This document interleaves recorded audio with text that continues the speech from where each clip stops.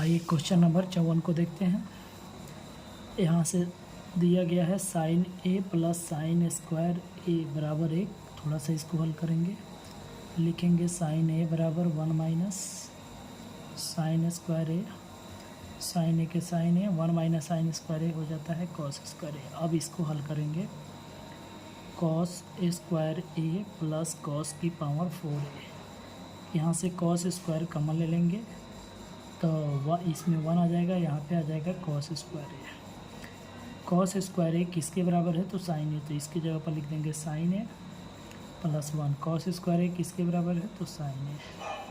इसको थोड़ा सा हल करेंगे, साइन में 1 से गुना होकर साइन ए प्लस साइन में साइन के गुना होकर साइन स्क्वायर ए। साइन ए प्लस साइन स्क्वायर ए, साइन ए प्लस साइन स्क्वायर ए का मान कितना है? 1 है, तो इसलिए इसका सही उत्तर हो जाएगा ऑप्शन नंबर बी। 55 नंबर सवाल देखते हैं। tan theta plus cot theta बराबर 5 है, तो दोनों तरफ इसका स्क्वायर करेंगे। tan theta plus cot theta बराबर 5, दोनों तरफ स्क्वायर करेंगे तो हो जाएगा tan square theta plus cot square theta plus 2 tan theta into cot theta बराबर 25। तो यहाँ से हम लिखेंगे tan square theta plus cot square theta, और ये 25 के 25 माइनस 2, tan इंटू कॉट 1 होता है तो इसलिए 2 हो जाएगा, तो 25 में से 2 गए 23। सही उत्तर होगा ऑप्शन ए। अगर tan थीटा का मान √3 है तो sec थीटा कितना होगा? tan थीटा का मान √3 है, इसका मतलब tan 60 का मान √3 है, तो sec 60 का मान क्या होगा? तो sec 60 का मान होगा 2/√3। tan थीटा 15/8 है, इसका मतलब है p का मान 15 है, b का मान 8 है, तो h निकाल लेंगे, दोनों का जोड़ देंगे तो 225 प्लस 64 हो जाएगा 289, यानी हो जाएगा 17। h हो गया 17, cosec थीटा h/p होता है, तो 17/15 हो जाएगा बी नंबर। यदि x बराबर a sine theta plus b cos theta तो तथा y बराबर a cos theta minus b sine theta हो तो X square plus Y square क्या होगा? तो दोनों का मान रख देते हैं, एक्स स्क्वायर यानी कि a sine theta plus b cos theta का स्क्वायर प्लस वाई स्क्वायर यानी कि a cos theta minus b sine theta का होल स्क्वायर। इसको करते हैं, हो जाएगा a square sine square theta plus b square cos square theta plus 2a sine theta into b cos theta plus, इसी तरह इसको हल करेंगे तो a square cos square theta plus b square sine square theta minus 2a cos theta into b sine theta. इसको देखेंगे तो ये minus 2a cos theta b sine theta और प्लस में 2a cos theta b sine theta, तो ये cut जाएगा।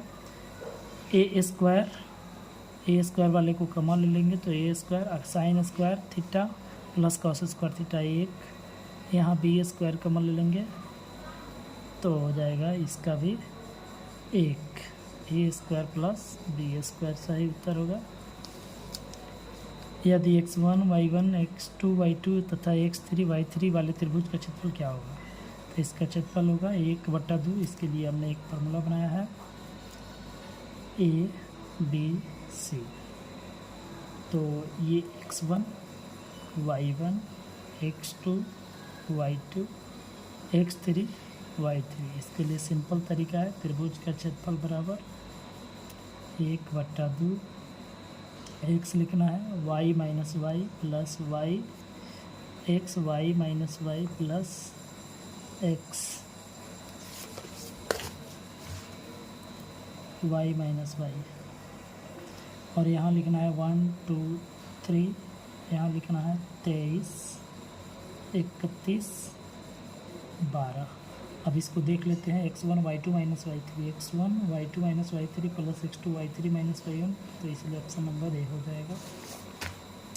समकोण त्रिभुज का क्षेत्रफल क्या होगा? तो 1/2 आधार गुना ऊंचाई हो जाएगा, बी नंबर सही है। शीर्षों इतना वाले त्रिभुज का क्षेत्रफल, तो अभी हमने त्रिभुज के क्षेत्रफल का फॉर्मूला लिखा, फार्मूला लगाएंगे त्रिभुज का क्षेत्रफल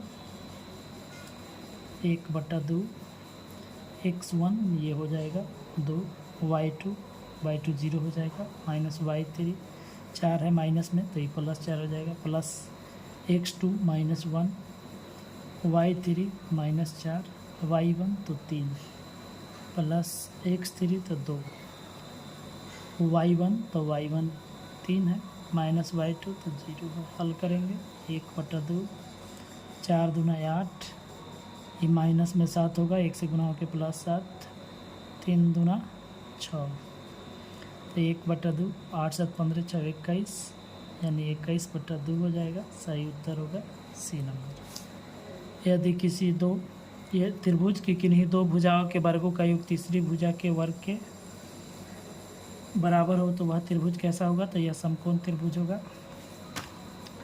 यदि समकोण त्रिभुज में समकोण बनाने वाली भुजाएं 20 सेमी तथा 21 सेमी हो तो सबसे बड़ी भुजा की लंबाई क्या होगी? तो सबसे बड़ी भुजा की लंबाई दोनों का स्क्वायर कर देंगे, 20 का स्क्वायर प्लस 21 का स्क्वायर, 20 का स्क्वायर 400, 21 का स्क्वायर 441, जोड़ देंगे तो 841 का वर्गमूल होता है 29। सही उत्तर डी नंबर। निम्नांकित में कौन पाइथागोरस त्रिक नहीं है? तो 2 का स्क्वायर करके जोड़ेंगे, छोटे वाले के स्क्वायर करके जोड़ेंगे, बड़े वाले के बराबर होगा तो पाइथागोरस त्रिक है, अगर बराबर नहीं होगा तो नहीं है। 3 का स्क्वायर 9 होता है, 4 का स्क्वायर 16 और जोड़ेंगे 25, 5 का स्क्वायर होता है, तो ये तो पाइथागोरस त्रिक है। ये भी है क्योंकि अभी इसको देखे हैं, 20 का स्क्वायर 21 का स्क्वायर और 29 के स्क्वायर के बराबर है। 8 का स्क्वायर 64, 15 का स्क्वायर 225, जोड़ेंगे 289, 17 का स्क्वायर होता है, तो इसीलिए सही उत्तर होगा डी नंबर। यदि त्रिभुज ABC समरूप है ADB के, ABC समरूप है ADB के, तो AC/BC किसके बराबर होगा? यहाँ AC लिया गया है तो यहाँ AB हो जाएगा, और यहाँ BC लिया गया है तो यहाँ पर DB हो जाएगा, AB/DB, AB/DB।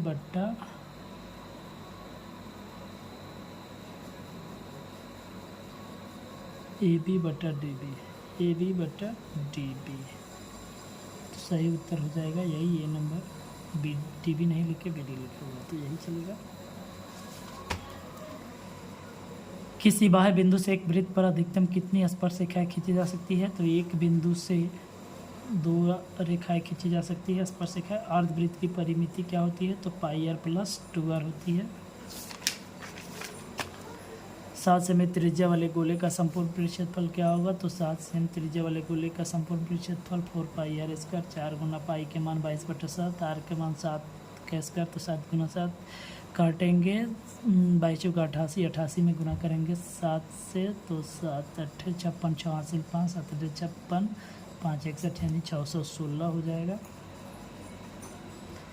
यदि 2 गोलों के पृष्ठ क्षेत्रफलों का अनुपात 9:16 है तो उनके आयतनों का अनुपात क्या होगा? पृष्ठ क्षेत्रफलों का अनुपात 9:16 है। पहले गोले के पृष्ठ क्षेत्रफल को S1 कह देते हैं, दूसरे के S2 कह देते हैं, इसका अनुपात है 9:16। इसका फॉर्मूला होता है 4πr1² 4πr2² बराबर 9:16, यानी 9/16। 4π से 4π कट जाएगा, r1/r2 इधर का स्क्वायर रूट हो जाएगा, यानी कि 3:4। त्रिज्या का अनुपात 3:4 आया तो इसके आयतन का अनुपात, आयतन को V1/V2 कहते हैं। गोला का आयतन 4/3 πr3। पहले गोले की त्रिज्या को r1, दूसरे की त्रिज्या को r2 बोलेंगे। 4/3 कट जाएगा, पाई कट जाएगा। r1/r2 का होल क्यूब है तो 3/4 का होल क्यूब कर देंगे। 3 का क्यूब 27, 4 का क्यूब 64, यानी कि 27:64 होगा, सी नंबर से।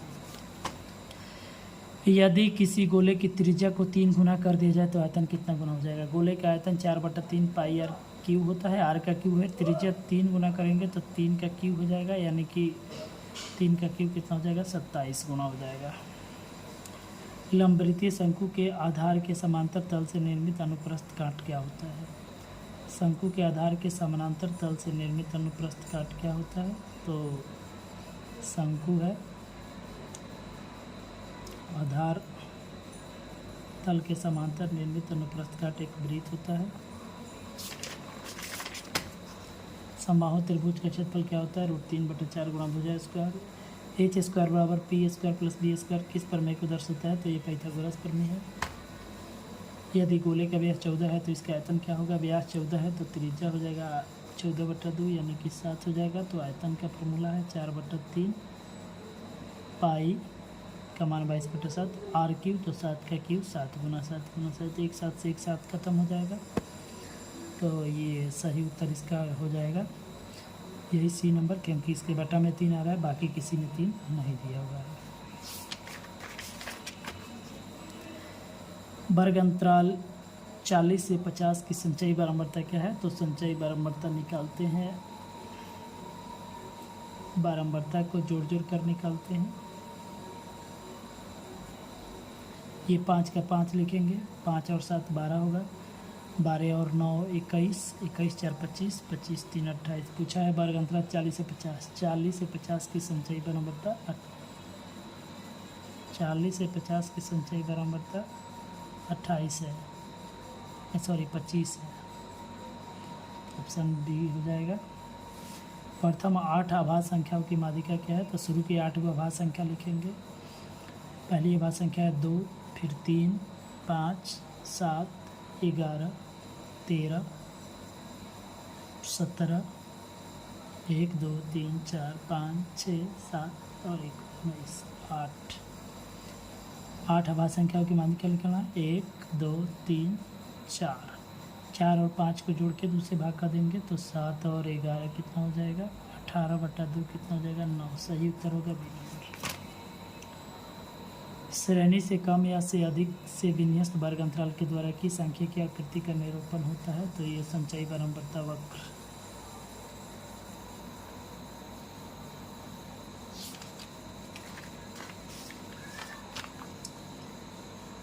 बारह के 12 लिखेंगे और tan 60 का मान होता है √3, स्क्वायर करेंगे 3, tan 45 का मान होता है 1, स्क्वायर से रूट खत्म होगा 3, 12 3 36, -3 हो जाएगा 33।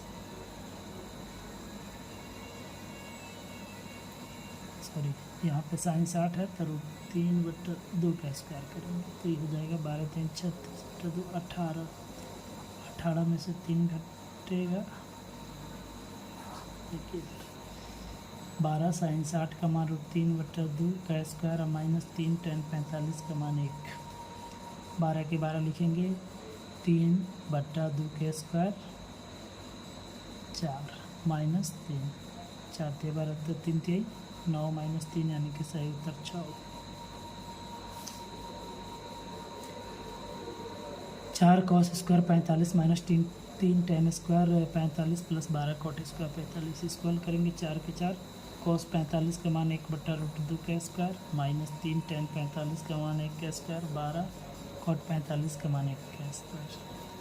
4 गुना 1/2 हो जाएगा, -3 + 12 हो जाएगा, 2 से 2 कट जाएगा, तो 12 2 14 -3 11 हो जाएगा सही उत्तर। इसका गुणनखंड करेंगे, 2 में 3 से गुणा करेंगे 6 होगा, तो लिखेंगे 3x² -√6x -√6x + 2। यहाँ √3x कॉमन ले लेंगे तो हो जाएगा √3x -3 दूना 6 हो जाएगा, तो हो जाएगा ये √2। यहाँ पर √2 कॉमन लेंगे तो √3x और ये हो जाएगा -√2, तो कॉमन लेंगे √3x -√2, √3x -√2 यानी √3x -√2 का होल स्क्वायर। सी नंबर से होगा। तो इस तरह से ऑब्जेक्टिव सवाल ख़त्म होता है।